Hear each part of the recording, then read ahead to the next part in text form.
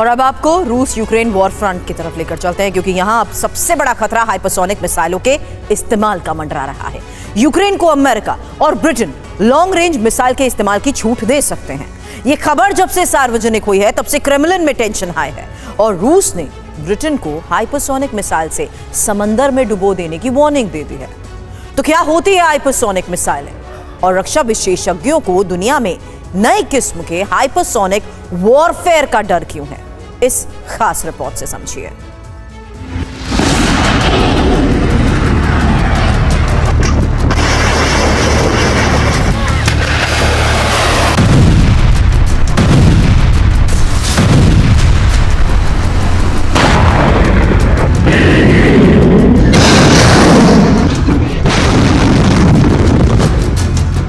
ये वीडियो करीब 10 महीने पहले का है। यूक्रेन ने तब पहली बार क्रीमिया में रूसी सैन्य ठिकानों पर अमेरिका से मिली लॉन्ग रेंज की ATACMS मिसाइल यानी कि आर्मी टेक्निकल मिसाइल सिस्टम्स से हमला किया था। क्रीमिया में बड़ी तबाही मचाई थी। लेकिन अब यूक्रेन की चाहत कुछ और है। यूक्रेन के राष्ट्रपति वोलोदिमीर ज़ेलेंस्की कई दिनों से अमेरिका से इन मिसाइलों को रूस के काफी अंदर तक अटैक करने की परमिशन मांग रहे हैं। ज़ेलेंस्की की यही मांग ब्रिटेन से भी है। अमेरिका की तरह ब्रिटेन ने भी यूक्रेन को storm shadow long range missile दी हुई हैं। स्टॉर्म शैडो मिसाइल में भी अमेरिका के कंपोनेंट्स लगे हैं। स्पीड लगभग ध्वनि की रफ्तार के बराबर है। अधिकतम रेंज 250 किलोमीटर है और हर एक मिसाइल की लागत करीब 10 लाख अमेरिकी डॉलर है। लेकिन यूक्रेन के लिए दिक्कत वाली बात यह है कि अमेरिका और ब्रिटेन दोनों देशों से अब तक उसकी इन मांगों पर हरी झंडी नहीं मिली है। हालांकि इसी मांग के सिलसिले में 3 दिन पहले अमेरिका और ब्रिटेन के विदेश मंत्रियों ने एक साथ कीव की यात्रा की थी। ज़ेलेंस्की से लंबी बातचीत की थी। इसी बातचीत की भनक क्रेमलिन को भी लग चुकी थी। इसीलिए रूस के प्रेसिडेंट पुतिन ने इस मुद्दे पर सीधे नाटो देशों को चेतावनी दी थी। पुतिन की वार्निंग को हल्के में लेना गलती होगी। शायद इसीलिए ब्रिटेन के प्रधानमंत्री कीर स्टारमर अपने विदेश मंत्री के साथ भागे भागे अमेरिका पहुंचे। वॉशिंगटन में प्रेसिडेंट बाइडेन से मुलाकात की।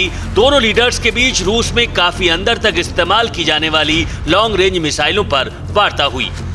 हालांकि स्टारमर ने बाद में मीडिया के एक सवाल के जवाब में कहा कि उनकी बातचीत के केंद्र में कई और मुद्दे भी शामिल थे। लेकिन बाइडेन ने कहा कि पुतिन पश्चिम के बारे में क्या कहते हैं वो इसके बारे में अब ज्यादा नहीं सोचते। बाइडेन ने ब्रिटेन के पीएम के साथ हुई इसी मीटिंग में एक बड़ी बात और कही थी। उन्होंने कहा था कि स्टॉर्म शैडो मिसाइल से रूस में काफी अंदर तक हमला किया जाना उन्हें मंजूर नहीं है। लेकिन ब्रिटिश सूत्रों के हवाले से खबर है कि लंदन और वॉशिंगटन दोनों ने ही यूक्रेन को लॉन्ग रेंज मिसाइल के इस्तेमाल की परमिशन दे दी है और इसकी सार्वजनिक तौर पर घोषणा करने की इच्छा दोनों देशों की नहीं है। सोचिए, जब ये बात दुनिया को मालूम ही चल चुकी है, इस निर्णय के बारे में रूस को भी पता चल चुका है, तो फिर सार्वजनिक तौर पर ऐलान करने वाली बात खाना पूर्ति है। शायद इसीलिए ब्रिटेन को पुतिन के सबसे खासम खास दिमित्री मेदवेदेव ने वार्निंग दी।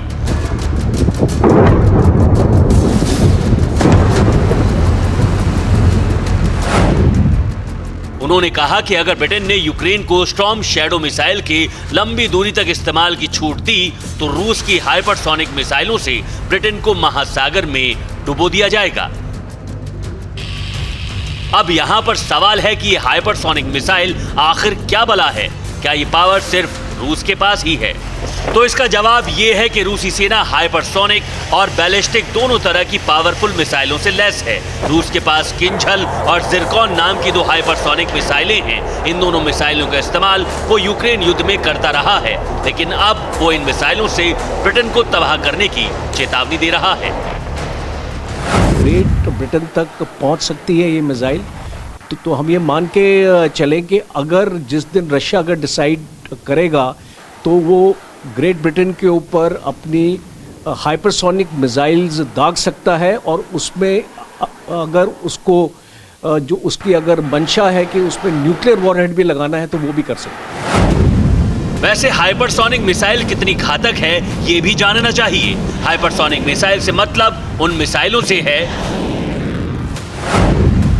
जो आवाज की गति से 5 गुना तेज रफ्तार से उड़ते हुए अपने लक्ष्य की ओर बढ़ती है। बैलिस्टिक मिसाइलें भी ध्वनि की गति से तेज चलती हैं, लेकिन दोनों में फर्क सिर्फ इतना है कि बैलिस्टिक मिसाइल को एंटी मिसाइल सिस्टम से ट्रैक करना आसान होता है, जबकि वायुमंडल में आर्क और प्रोजेक्टाइल बनाते हुए टारगेट की ओर आगे बढ़ने वाली हाइपरसोनिक मिसाइल को पकड़ पाना नामुमकिन है और जमीन के बेहद करीब आने पर ही इसका पता चलता है। इसलिए परमाणु विस्फोटक ले जाने में सक्षम ये हाइपरसोनिक मिसाइल्स बैलिस्टिक मिसाइल से ज्यादा विनाशकारी होती हैं।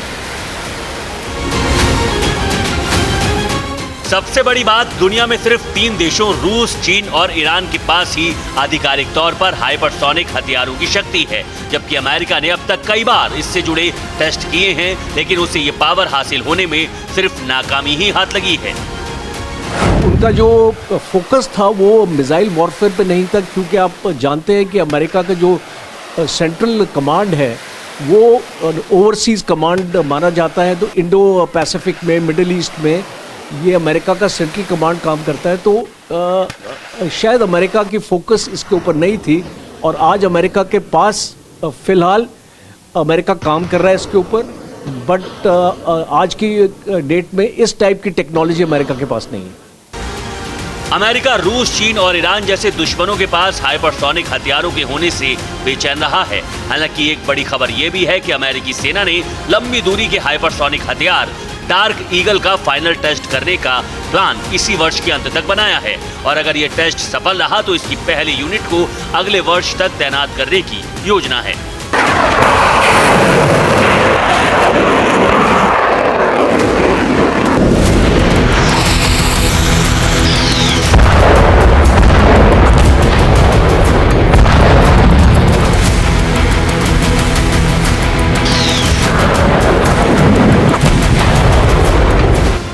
यानी भविष्य में रूस के हाइपरसोनिक हथियारों से हमले की वार्निंग का जवाब अमेरिका भी हाइपरसोनिक मिसाइल के तौर पर दे सकता है और रक्षा मामलों के जानकारों के अनुसार तब भविष्य में युद्ध हाइपरसोनिक हथियारों के दम पर लड़ा जाएगा, जो कि विनाशकारी होगा।